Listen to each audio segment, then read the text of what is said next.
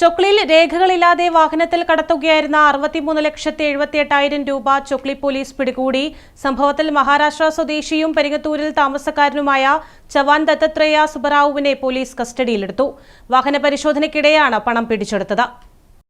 ചൊക്ലി പോലീസിന്റെ വാഹന പരിശോധനയ്ക്കിടെയാണ് രേഖകളില്ലാതെ കടത്തുകയായിരുന്ന 63,78,000 രൂപ പിടിച്ചെടുത്തത്. സംഭവത്തിൽ 25 വർഷമായി പെരിങ്ങത്തൂരിൽ താമസിക്കുന്ന മഹാരാഷ്ട്ര സ്വദേശിയും ടോയ് വേൾഡ് എന്ന സ്ഥാപനത്തിന്റെ ഉടമയുമായ ചവാൻ ദത്തത്രേയ സുബറാവുവിനെ പോലീസ് കസ്റ്റഡിയിലെടുത്തു. ആവശ്യമായ രേഖകൾ ഹാജരാക്കാൻ കഴിയാതിരുന്നതിനാലാണ് തുക പിടിച്ചെടുത്തത്. Chokli police inspector Siju, SI Rakesh, senior police ഓഫീസർമാരായ KK അനീഷ് കുമാർ, സബീഷ്, രജിൽ, CPOമാരായ രൂപേഷ്, ശ്രീനീഷ്, രഗീഷ്, റിജ്വാൻ എന്നിവരടങ്ങിയ സംഘമാണ് പരിശോധന നടത്തിയത്. വിവരമറിഞ്ഞ തലശ്ശേരി ASP ഡോക്ടർ നന്ദഗോപനും സ്ഥലത്തെത്തിയിരുന്നു. News bureau, Thalassery.